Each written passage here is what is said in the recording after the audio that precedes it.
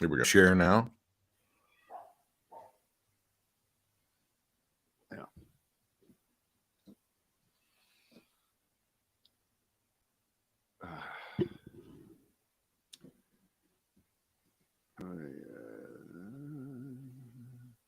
Yeah.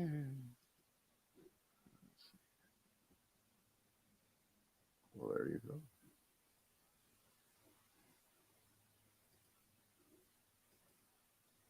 All right.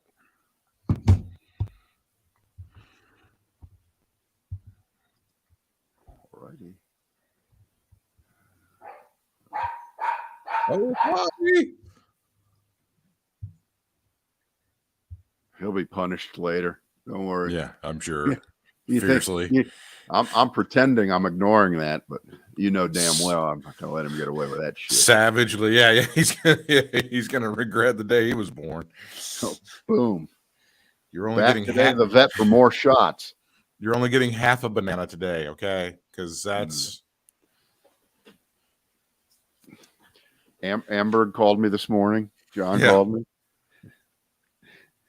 And we had a discussion of the newest Chris Kelly commercial with the guy from 107. With Jason Goodman, yeah.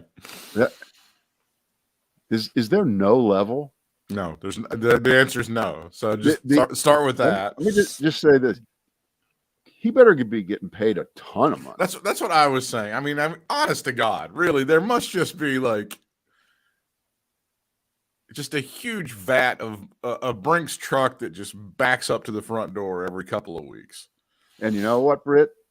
You know that's not true. You know, I know it's not. I know it isn't. You know he's doing it for free dick cream. It's or not whatever dick. it is. It's not dick cream. They put like things on. They put things on your balls and they pump AC/DC into your sack. You don't understand the medical knowledge that. Wait, so it's like electroshock therapy for your scrotum? It's supposed to be audible, audio waves, and somehow it makes the blood flow. Yeah. I don't know. That's how it's. I mean, it's unimpeachable science. I don't understand why you can't grasp this. I don't know how your wife didn't study this in medical school. It is unimpeachable science, Brad. You know, if it was legitimate, Jennifer Lopez would already do a commercial for it. I'm Jennifer Lopez. Jennifer from the block. Jenny from the block. Punch her out. All right, here we go. I'm ready. Fortunately, no one had heard us talk about this. So. I don't care. That's the funny part is we don't give a shit. No. That's the beauty of us. It is the Brad and Britt cast. This is our final performance this week. Mr. Whitmire has an assignment that he must attend to. No, he's not going to Britain. He's not going to stand in line for 30 hours to watch the Queen lay there. I'm accompanying singer Enrico Palazzo, one of the Queen's favorite singers, to England for the funeral. That's what's happening. Oh, you know what? I pulled off some great sound from all this. Check this out. We can use this. Okay. For instance, Britt, when you walk into a room, does this ever happen?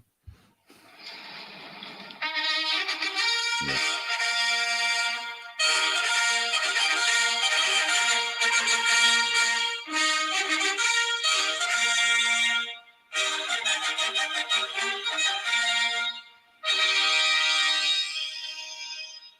You like that?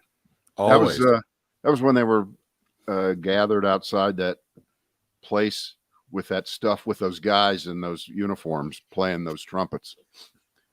Remember that?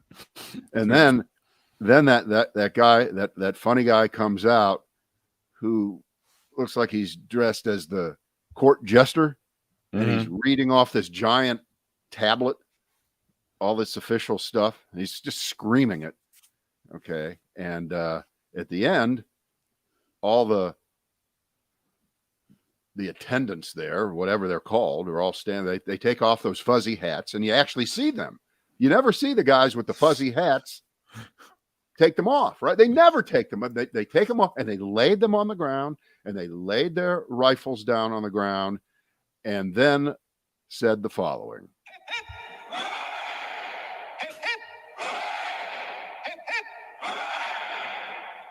How great is that? Huh? How great is that? It's pretty good, I have to say. Not bad. Not bad. So we'll save those, and if we need it for later, they're in the files here now. They're there forever. Boy, I tell you what, I got a whole lineup of things here. You know what? And I know we just talked to him 2 weeks ago. Yes. But if you could get Strom Thurmond ready, okay, get in touch with him. We'll bring him up here in a few minutes after we discuss again his successor, Lindsey Graham, in that Senate seat in South Carolina, because Lindsey Graham, or as I call him, the member of the Senate least likely to be involved in a pregnancy that needs to have to deal with the issue of abortion,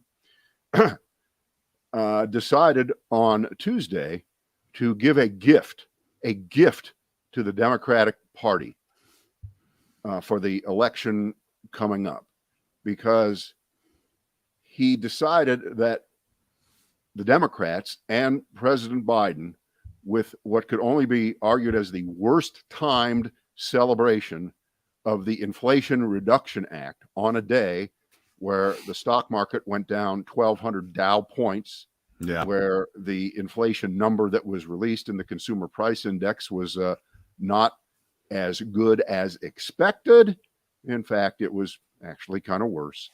And the Democrats were about to have much of what they had accomplished in the last few months undone by the Republicans being able to say, yeah, see, it's about the economy that Joe Biden caused inflation, is ruining, and it's his fault. Elect us in November. They had that in their hands. But Lindsey Graham comes up off the bench to say and propose the stupidest, dumbest thing possible. The guy who comes from the state that gave America states' rights to the point to where we had a civil war, decided that states' rights don't mean shit when it comes to the right of abortion, which was taken away from women just a few months ago by the United States Supreme Court and thrown back to the states. But Lindsey Graham, Mr. States' Rights, said, no, we need the federal government to actually rule on this through legislation, pass a law, coming up with the 15-week line of demarcation. And by the way, don't forget it had the unimpeachable science that came with that 15 weeks. I mean, it's just, you can't even question the idea, because he really did a lot of research into this. And he didn't pull it out of his ass or throw a dart into a dartboard or something. He really, really researched this and came up with 15 weeks. Oh, no, he did pull it out of his ass. That's what happened. It's just 15 weeks. I don't know. It sounds right. It sounds like something it should be right. And it sounds, I don't know, medical or something. Yeah, 15. That sounds good. Yes, he did a lot of research, because these are the first things he said. He says, I think we should have a law at the federal level. Does that not sound like good research to you, Britt? It is spot on. Yeah. And then he said, I picked 15 weeks. You know, that's where America should be at. That's the research, Britt. Deal with it. Handle it. Work it. Enjoy it. So this was, and he admitted that this was his earnest attempt to re-engage the right wing, the anti-abortion nutcases, the whack jobs, the Handmaid's Tale people, those people, the Puritans, who are thrilled with what the Supreme Court did a few months ago, but they're kind of bored now because, and by the way, I came up with this. They're the dog that caught the car. If I hear that one more time, if someone can't come up with a new one, I'm going to kill them. Stop saying that. I invented it. So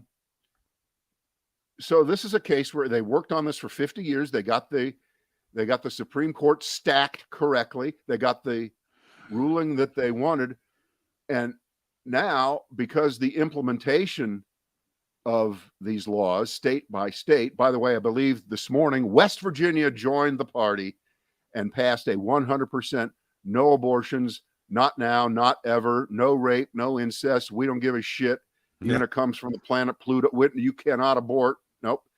And this is not working too well for Republicans. We know what's happened since then.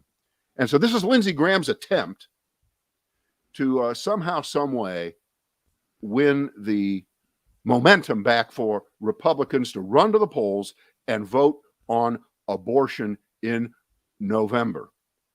Is this his attempt to have Republicans take their minds off of the price of bread and the price of education and the price of everything?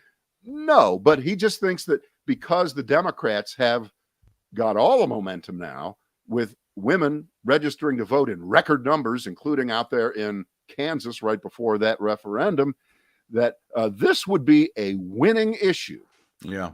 A national ban, a national legislation on a subject that the Supreme Court, rightly or wrongly, did say, okay, states, it's up to you. Britt, you cannot go into the laboratory and come up with something more oafish. And as a result, I don't see any Republican support for him by anybody. Lindsey, you're hanging out there all by yourself. Good luck. Thanks for showing up. That's my take. What do you think? No, that's the take. And if you didn't know better, you would think that he was slipped a few bucks from the Democrats to help out. That was a real nice day yesterday, actually. As you said, the Biden White House was poised to look like 75 pounds of ass in that ridiculous deal. And all of a sudden, everybody was cutting away to, the stock market is dying. But then all of a sudden, Lindsey Graham saves the day for the Democratic Party. If you didn't know better, you'd think he was trying to sabotage things, wouldn't you? You'd almost think that, but he's not. No, he's serious. He's just an idiot. He's just an idiot. There's just no other way to put it. And by the way, not directly related to that, I Googled Lindsey Graham's name just to see whether he had an opinion or had expressed something about an issue that is actually going to be voted on very, very soon. And this is kind of a clever thing by the Democrats here. This is going to be the issue of codifying gay marriage above and beyond the ability of the courts to overturn it. It's going to be called the Respect for Marriage Act. That's, for instance, Clarence Thomas. Okay. His isn't a gay marriage, but it's an interracial marriage. This wouldn't cover that. But in terms of gay marriage, this would protect all these people. I wonder why Lindsey Graham hasn't expressed an opinion about that, but he's all over abortion. It would just seem that he would, and again, we're being very careful here.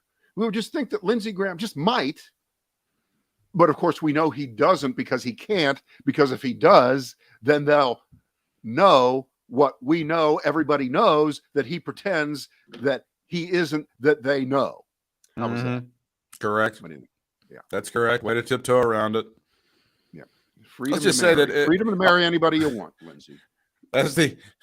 As the people who have no idea about a women's anatomy continue to try to make this law, he knows less than those guys. Yeah. So yeah.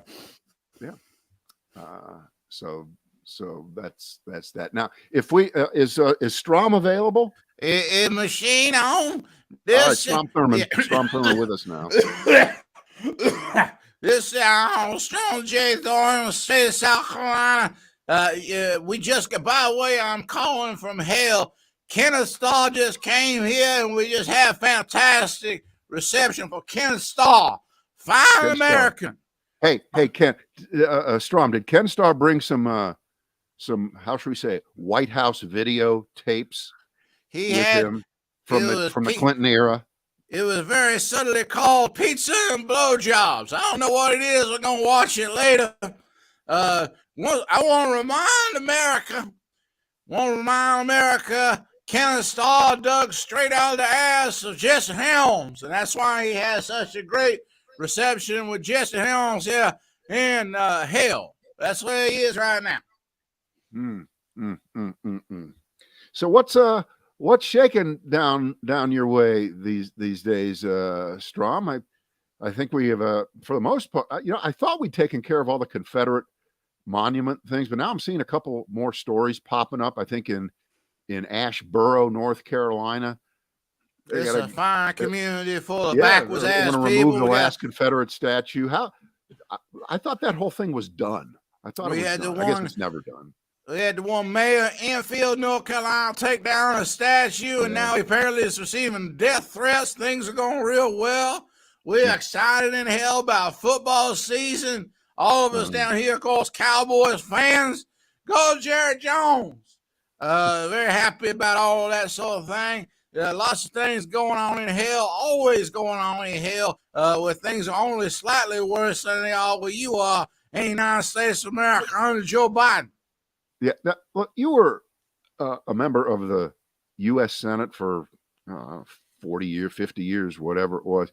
Did you ever come in contact with these secret documents, these very sensitive documents that deal with national security, where they had to take you into a room and you couldn't have a cell phone? Not that you ever knew how to use one, but we'll pretend that you did. But they would take it away from you, and you were allowed to look eyes only at these things, and then you'd leave, and you could never leave with any of the documents. Did you ever go through that? I think it's called the skiff. It was in a sensitive. Skiff. Yeah, yes. I don't know. I would use the secluded area to make out with black women. I didn't know nothing about no documents or watch them, anything of the sort.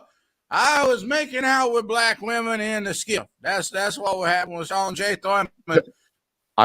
Can I just throw a name out? Condoleezza Rice. Were you? Yes. You were Secretary of State. As Roger Ebert would say, 2 thumbs up, way up. Okay. Condoleezza Rice, who is now one of the minority owners of Denver Broncos. The Denver Broncos. Yeah, how'd they do the other day? Pretty good, huh? They had on Monday Night Football, huge win. Unfortunately, of course, they have a black quarterback, so I don't know how successful they will be, but they were beaten by a black quarterback too. So it's very confusing right now. Yeah, you don't know who to cheer against, do you? Difficult, very difficult. I do like Russell Wilson's wife, and who wouldn't? Right. That's Rita Wilson, right? No, she's you dumbass. No, that's Sierra. Sierra, the pop star Sierra. Yeah. All right. Well, we just wanted to get you in here for a quick hit here, Strom. Anything else of it? Do you think Donald Trump is gonna skate? You think he's gonna get out from all this? I mean, you've been in some tight spots yourself many, many times, and you always seem to be able to get out. And nobody even knew you had that daughter till you were dead. I mean, come on, that's pretty impressive. That's pretty good. I'm sorry, I can't hear the caller. You can't hear the caller. Okay. Unfortunately, cannot hear the caller. Okay. Thank you, Strom. You are a credit to the community. Of course I am. Oh, Lord. He talked about it. Kenneth Starr truly was. That's true. Kenneth Starr really was another product of Jesse Helms' bullshit. Because he was an attorney. Did you see that? At that law firm that he worked at, Kirkland and Ellison? Did you see the alumni for that? Have you ever seen who worked at that law firm? Kenneth Starr? No. Where are they located? I think they're in D.C. And they, among other people, they represented Brown and Williamson, which is how Jesse Helms found him and sicked him on Bill Clinton because he worked for He's Big a Tobacco lawyer. Yeah. Holy shit! I guess no mafia lawyers were available that day. This is some of the alumni that I can remember off the top of my head from Kirkland and Ellison. How about Bill Barr? How about Brett Kavanaugh? How about Pat Cipollone? Wow. How about that one creep? I can't remember what his name was. The guy that ran the EPA under Trump. I mean, this is just as starters. This is the bunch of assholes that came out of that particular law firm. And then you saw it was Kavanaugh and like one of the other dumbass justices, I think maybe it was Alito or somebody who had clerked for Kenneth Starr. And they were like, oh, he's such a great man. And my God, he loved the Constitution. He fought, fuck that guy.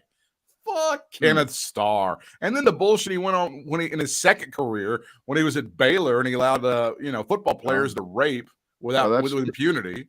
That's true. He presided over Baylor when they had all that going on, right? Absolutely. I remember. And didn't he do a I know nothing about it kind of thing? He didn't take responsibility. Oh yeah, it was a mea culpa, but he was demoted, and eventually he had to leave town. I remember one of the sports talk guys going, because he had kids working for him. He goes, it's funny that these kids that work here, they only know Kenneth Starr from Baylor. That's the only reason that they know him. No, he was an asshole way before that. Way before that. And he expressed some regret in his memoir a few years ago, but he said he still would have gone through with all the shit he did to Clinton. So get out of my face with all these tributes and shit that you're saying about Kenneth Starr.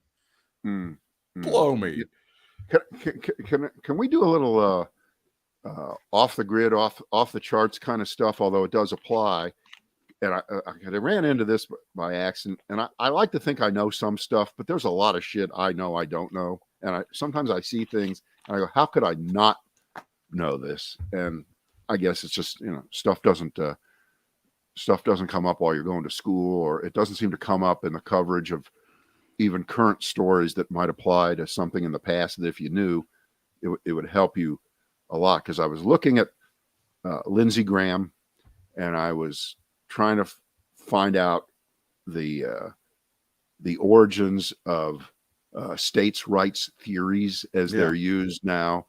And of course, the states are now going to have the right to pass local abortion laws in their states. And of course, everything ultimately goes back to the Civil War. Everything that's going on right now. In fact, David Korn of Mother Jones has written a book. We always talk about when did all this shit start with the Republicans? Oh, it was Newt Gingrich. Oh, it was Joe McCarthy. No, it was fucking Confederates in 1850. It goes that far back, and they just rekindle it, they repackage it, they rename it, and it's always some form of racism. But most of us, me included, all we know about separate but equal is Plessy versus Ferguson. They wouldn't they wouldn't let the guy in the one part of the train, right? He was Plessy. Right. He was Plessy, and they said, no, you got to get off this. You got to sit in the right part of it. And that ended up with Rosa Parks, same thing. That was like 1896. So separate but equal. The Supreme Court says they can do what they want. They can do what they want. And I found this series of cases, and they're called the civil rights cases. There were 5 of them, and they packaged them all together in 1883. And these were the cases that came up in complete response to, as a backlash to the civil rights laws that were passed after the Civil War that gave black people, listen closely, tell me if what you think I'm about to say is what you think happened only in 1964. The right to public accommodations, right. The right to eat in a restaurant, the right to stay in a hotel. Didn't you think nobody had that till 64 when the civil rights? The answer is no. Because there was something called, and I admit I didn't know this, the Civil Rights Act of 1875. How about that? That was equal access for accommodations, public transportation. Jesus. I guess there weren't buses yet, but there was public transportation. I don't know, getting a Conestoga wagon, whatever. Theaters. There were already theaters, of course, for live plays, regardless of your race or color. That's right. That was passed in 1875. 8 years later, 5 civil rights cases that essentially said, hey, first of all, individuals can discriminate all they want. These laws, at best, are only about the state or states discriminating against people. But if you own a hotel, if you own a theater, you can tell the blacks to pound salt. Get the fuck out of there. The 13th of the 14th Amendment, that had to do with slavery. That had nothing to do with equal rights to sit in a theater or in public transportation. So that's when it really started. The civil rights cases. And, a few years later, you had the Plessy versus Ferguson, which was railroad cars, right? And that just cemented separate but equal, and it had the Jim Crow laws. And boom, it took all the way till 1964 to get that shit reversed one more time. And it just feels like we're going to start to lose that again in different forms. And here you go with states' rights being used as the excuse by the Supreme Court to overturn Roe versus Wade. So it all fits together, Britt. I think it's one big ball of shit. It's one big justification. It's one big load of crap that Antonin Scalia came up with his originalism idea. That's horse shit. He made that up. There was no originalism. That word didn't even, I don't think it existed. See, that makes it, but that makes it that much weirder that Lindsey Graham should get out there and say, fuck states' rights, right? That means that, like, the rest of his fellow Republicans are like, well, wait, we're doing this. And he's like, no. We need a federal 15-week abortion law. What are you guys talking about? Everybody is selective. I understand that. We all pick and choose. But in the case of Lindsey Graham this day, and the day before this day, which was Tuesday, pulling this one out of his rear. I mean, this one really is a stunner. Again, you would have never thought that he would do that. And by the way, in the civil rights cases, the Big Five back in 1883, the count was 8-1. 8-1. Who was the one? Who was the dissenter? Who was the out of control liberal who said, no, you guys are full of shit. You know the truth. And it was famous Justice John Marshall Harlan. Justice Harlan. And, he's the one that said, you do this shit, you're confining all these people to second-class citizenship. Boy, he didn't have that one right much, did he? No. He was, of course, completely right, completely vindicated, and right all along. So he was the reverse Clarence Thomas of his day, right? He was the one against the 8. But anyway, that's just a little. I'm not a history teacher. I'm not a history professor, but I'm glad I bumped into this story because I knew nothing about it. You've ever heard this phrase before? The civil rights cases. I mean, they've got their own Wikipedia page, the civil rights cases. They're not listed separately, but so it was a thing. They combined them all and ruled them. But Lindsey Graham, thank you. Did a great job there. You did a wonderful, wonderful service because you crystallized. And by the way, remember that, and I haven't read much about it, I assume this is true, the hardcore anti-abortion people, they don't want fucking 15 weeks. They want 0 weeks. Zero. They want 4 minutes. They want nothing. They want 15 minutes. Shit is that, Lindsay? That's what they're saying. And then the rest of us, particularly those of us who live in states that are not run by the Taliban, where you might be able to get an abortion certainly up to 6 months. Most states, I don't know what it is, 24 weeks is usually where it starts to get picky. Most people are comfortable with, but 15, he just made that one up. He did. He just made that one up. So states like, again, California, New York, Massachusetts, places that are not so limiting in the amount of time, they're being told now by the federal government, if this were to be a law, that their laws are going to be peeled back. They're going to be, so you talk about states' rights. Holy shit. Well, it isn't going to happen. But it is really a gift to Democrats everywhere because they're making great gains with this. That's the thing. Well, first of all, no, it's not going to happen. But Roe versus Wade was never going to be overturned either. So you have to have a failure of imagination here, which is that both houses of Congress go Republican in a few weeks, and then they pass this. Biden, of course, will veto, And then Governor Ron DeSantis becomes president in 2024, and they keep passing it, and then he signs it. Now, you're asking, well, why did I call him Governor Ron DeSantis? Apparently, they dug up some video of Charlie Crist, who is his opponent down in Florida. And by the way, I like Charlie Crist. I like that guy a lot. Okay, I think he's about as good a straight talker as there is. Is he going to beat Ron DeSantis? I don't know. But so anyway, he called him Ron DeSantis, and they've got the audio out there. I find it highly amusing. The fake outrage. Oh my God, they found it. Let's see. When did he say this? Chris says he's fighting for freedom in Florida like President Zelensky. He describes Zelensky as amazing, his courage, strength, and decency. Already Chris is in trouble saying that, right? Yeah, you're dead. Right. Forget it. Chris compared the war between Ukraine and Russia to his own election here in 2022 for governor. It's an election about decency, about being decent to one another, about being kind to everyone. It's called Florida for all. We've got a divider on the other side and a uniter in me.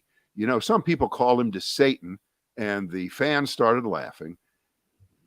Female member of the audience said, "Oh, that's one of the nicer things people have said about him." So, don't you just love the fake outrage? So, let's look at the rules here, Britt. If a Democrat says anything, anything, it's the end of the world, right? But Correct. You can support a president for whom, again, the New York Times ran out of ink when they printed all the insults. Right. Of Donald Trump of the last few years. Look it up. Just Google Donald Trump insults New York Times. You'll see the article come up. It's unbelievable. But obviously, Satan. Oh, you know what, Britt? You know what the problem with that is? It's blasphemous. It's blasphemous. Charlie Crist has claimed on multiple occasions to be like Jesus Christ, and he called his opponent Satan. This is his campaign manager. But I don't see the Miami Herald writing about that rhetoric or aggressive language. Oh, the Miami Herald, we know what they're all about. We do. Gators and weed and blow. I think that's what they're all about. Yeah. The Miami Herald, it's even worse than that. Oh, no. The Miami Herald says that Ron DeSantis is, quote, tapping into the Christian nationalism movement in his rhetoric and policies. The term Christian nationalism is used by some in the media to label some Americans with conservative or Christian values without giving evidence to support the generalization. Oh, you're like, all Democrats are communists? All Democrats are socialists? At best. All Democrats hate America? All Democrats want to defund the police? Well, they called all them Democrats want to grab your daughter and make them have an abortion. That's okay, but they called them Democrats for like ever since I've known. That's not blasphemous. Yeah. I mean, come on. And they analyzed DeSantis's remarks, and you know, DeSantis has not compared himself to Jesus Christ or anyone to Satan. He hasn't done that. It's just Charlie Crist. It's just Charlie Crist. By the way, whose name is very, very close to Christ. It is. It's very close. Very close. All he needs is an H, and he's in there. Can we talk about something important for once? Okay. Can we talk about Mike Lindell going to a Hardee's and having his phone seized? I want us to talk about something. The FBI is outrageous. He was at a drive-through. I think this was is it Mankato, Minnesota? Am I Mankato, Minnesota? Yeah. You know, I know. You know why I know that? Because when Larry King was taking calls from all over the country, Mankato, Minnesota. Hello. I remember him saying that. So apparently Carl's Jr. is not the brand in Mankato. They have the Hardee's there. And Mike Lindell is saying that his phone was seized by the FBI. He said, now his story is, by the way, he's no longer on drugs. I want to remind you of that. Used to be on drugs, not on drugs anymore, right? Good. He said, hey, you guys, why don't you take me into custody? I mean, don't just take the phone. I'm willing to go ahead and snap the cuffs on me. And they wouldn't do it. They wouldn't do it. This story has been going around for the past 24 hours or so. Speaking on an online show called The Lindell Report. You never miss an episode, do you, Brad? I'm a paid subscriber. This happened on Tuesday afternoon. We go to a Hardee's drive-through, Lindell said on the show. We pull around, we pull up, and she says, pull ahead, because they had to make the order. We pull ahead, and a car comes perpendicular, and I said to my buddy, that's either a bad guy or the FBI. According to Lindell, it was the latter, as one of the agents who approached him and told him they had come to collect his cell phone. I said, my whole company, I run 5 companies. I don't have a computer. My hearing aids run off this. Everything runs off of my phone. Wait, Britt, you know what this smacks of? What it does. And this is such a Trump Republican, particularly the people surrounding Trump. It's a thing. They are so obsessed with the process by which they get either arrested or they have their phone taken. Peter Navarro. Oh my God. They put me in leg irons. They got me at the airport. They could have gotten me right across the street where I live, but no, they had to wait till I was on my way. So this is the same thing. Mike Lindell, I'm okay with getting my phone yanked, but boy, not at a fucking Hardee's. Not at Hardee's. Leave me alone. I'm trying to get a burger. That's the issue. Don't you wonder what Mike Lindell's go-to order is at Hardee's? Don't you wonder what he's grabbing? Is it the thick burger? What is he getting? But Britt, I happen, I have a lot of contacts at the FBI. You know that I've always had them. It's been very helpful to our program. I actually already have gotten one of the agents to tell me the contacts in Lindell's phone. I'm holding up a phone now for people who don't know what a phone looks like, and you can find out. And I actually have would you like to hear who his contacts are? Oh, it's so great that you have those. We did not rehearse this, did we? Yeah, no, we did not. Here we go. Ready? Here they are.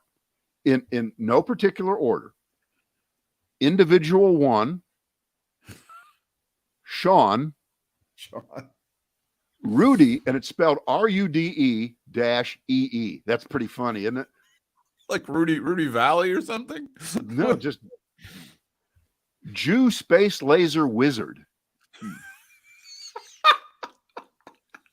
Tucker.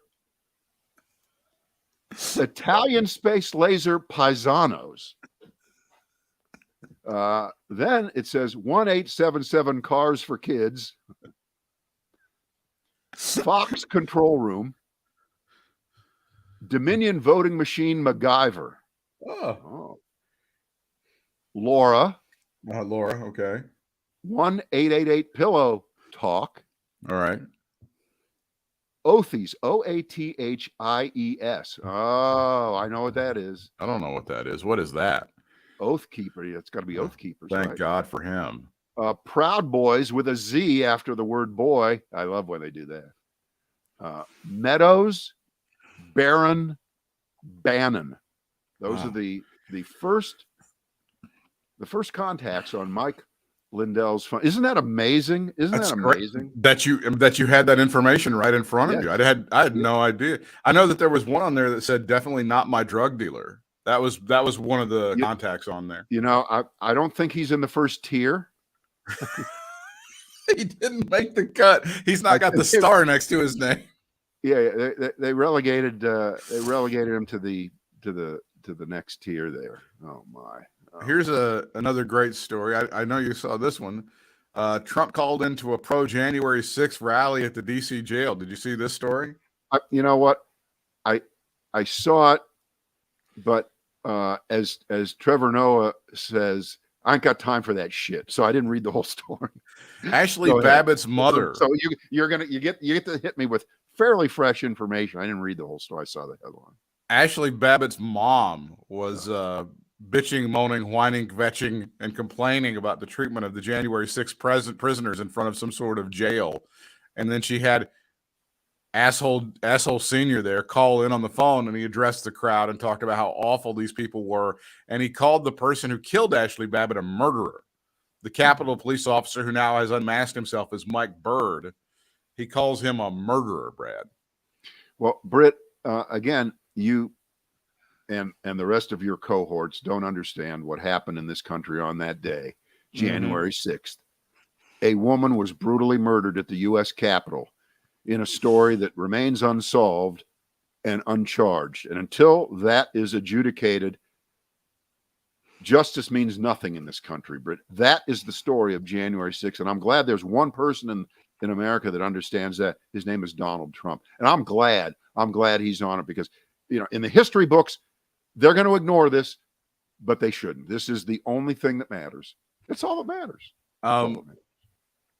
I did see the story that there was one counter protester there who was wearing like a chicken head, and he had a sign that said fart noises that you could see on camera as this woman had, the phone up to the microphone. And by the way, Trump, who will fly anywhere and do anything because he's a massive whore, this woman is not important enough. He's got to phone into that shit, right? Well, he might have been worn out from that meeting at his golf course with those 8 thugs. Yes. Having to stand there all that time. So he needed a little bit of with those guys that he was definitely not giving instructions to go crack some heads to there at the 16th green. Yeah, that's what was happening. Mm-hmm. Mm-hmm. So Trump making an appearance via the phone. Now something's going on with it. Apparently, he's not scheduled to do any rallies this week or even on the weekend. Yeah. But last week, there was a story that he had incompetently decided to do a rally in Ohio, assumedly this weekend, because that's when there's a 7:00 in the evening game that was going to be conflicting with that Ohio State football game. And now I don't see anything at all about him doing a rally Saturday. But again, it's kind of weird. You have to look really hard to find out if he's going to be trying to fuck things up. And you never know whether below the surface he may have actually thought he was going and somebody really did get to him and say, don't you even think about fucking showing up here. We don't know. Good news though. 8 days from right now, Brad. Well, actually it's 9 days, I guess. Donald Trump coming to North Carolina. It's a rally in Wilmington 1 week from Friday. Don't you miss it. It's going to be a big deal. Thank you. I was thinking short term. Yeah. September 23rd is what, 10 days from now or so? Yep. 9 days. Yeah. Wilmington, huh? The event will be held at the Aero Center at the Wilmington International Airport. The list of events includes him, and that's it. And they've got general admission tickets. I'm going to see how much the tickets are. They don't even have a list of like any of the candidates like Ted Budd or anybody else that might be appearing. I would assume Mark Robinson would want to get in on some of that action. Our anti-gay lieutenant governor. I don't really care about people that aren't running for office, but if Bud were, I can't believe Ted Budd ain't going to show up. He has to because he's Trump's creation. Trump endorsed him and got him past Pat McCrory and Mark Walker in the North Carolina Republican primary for Senate. So that you can't break that bond now. You can't pretend for 1 second to run the other direction from Trump now. And just think, Britt, imagine the news that could happen between now and that day in terms of indictments, all kinds of things, all kinds of material that we'll learn more about, that he was not hiding, of course. It was just a storage issue down in Florida at his beach house there. I love when they diminish Mar-a-Lago by calling it his beach house. Isn't that great? Do love the idea that like the reason he's pissed with the FBI is because they made him look like a slob. That's like his major complaint. He hasn't gotten over that yet, Britt. Don't laugh about it. It's serious stuff. They made him look like a slob, like he doesn't know how to keep stuff. He's afraid that they're trying to set him up to become an episode on hoarders on the Learning Channel or whatever channel it's on, A&E, wherever that show is. TLC, whatever it is, yeah. Yeah. Yeah. That's fantastic. Tonight, a very special edition of hoarders. And, you open the door, there are all these documents. There are all these little styrofoam cartons from McDonald's and shit. There's all kinds of stuff all over the place. Yeah, it's too bad he didn't like pizza, because it piled up old pizza boxes are really good for hoarding. Nice, big grease stains on them and shit like that. Yeah. Yeah. No, I'm glad you picked that up. I hadn't seen that, and I'm wondering whether I'm wrong on this weekend, but we've got a couple days to figure that out. Unfortunately I just registered for tickets for this thing, and I gave them like a verification code, so I don't know how much it's going to cost, if it's going to cost anything.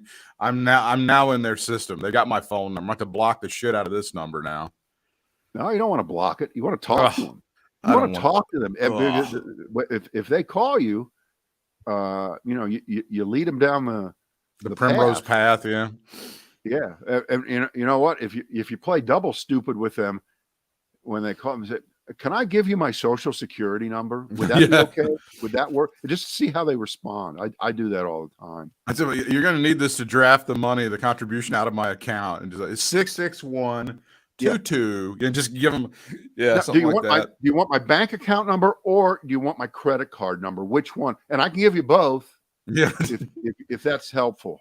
What if I do what if I do this one? Hey, my bank account number is 638. Fuck you. There's something like that. Wouldn't that be great? That really teach them a lesson. Well, the most fun I have with them is playing it half straight and reaching a point where they realize they're not talking to a real fan. They're talking with somebody with fucking with them. That's my favorite thing to do when I get one of those kind of calls. It is good. I don't do it all that often. I don't answer the phone every time. I really don't. And by the way, this whole issue of polling and are we getting an accurate reading, and are the Democrats overconfident? Are they going to fall again like they did in 2020 and 2016? Which last time I checked, they didn't really fail that badly in 2020. Let's see, they won all three houses of Congress, or all two houses of Congress and the presidency. And